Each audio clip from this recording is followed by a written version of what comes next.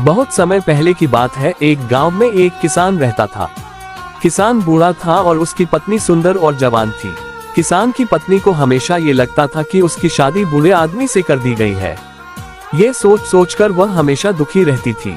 एक दिन उस गांव में कहीं से एक ठग आया और उसने किसान की पत्नी को देखा तो वह सब समझ गया कि यह स्त्री अपने पति से प्रसन्न नहीं है। ठग किसान की पत्नी के पास आकर बोला, सुंदरी, तुम बहुत सुंदर हो, मुझे तुमसे प्यार हो गया है और मैं तुम्हारे साथ अपना जीवन बिताना चाहता हूँ। क्या तुम मेरे साथ मेरे घर चलोगी? किसान की पत्नी ठग की बातों में आ गई और अपने पति को छोड़कर उसके साथ जाने के लिए तैयार हो गई। दोनों ने भागने के लिए समय तय कर लिया। ठग ने कहा, तुम्हारा पति तो बूढ़ा हो गया, वह धन का क्या करेगा? तुम अपने साथ घर में रखा धन और जेवर भी रख लेना, वो भविष्य में हमारे बहुत काम आएंगे। स्त्री उस ठग की बातों में पहले ही आ चुकी थी और उसके कहे अनुसार उसने घर में रखा धन और जेवर भी अपने पास रख लिए।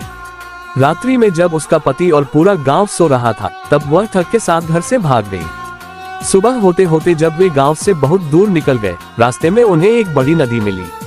ठग ने सोचा, मैं किसी तरह इसका धन लेकर इसे यहीं छोड़ देता हूँ।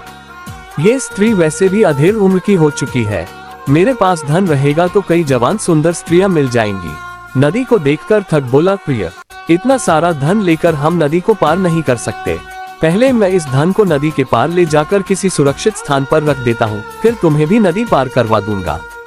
किसान की पत्नी पहले ही ठग की बातों में आ चुकी थी। इस बार भी उसने बिना सोचे समझे ठग को धन की गठरी दे दी और वहीं बैठकर उसके आने का इंतजार करने लगी।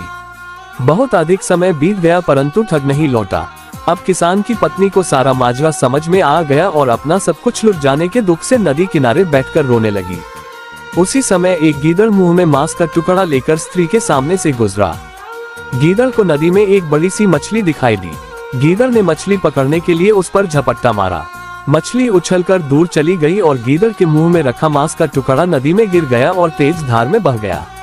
ये देखकर किसान की पत्नी गीदड़ से बोली, अरे तू तो अपनी मूर्खता के कारण मांस के टुकड़े और मछली दोनों से हाथ धो बैठा।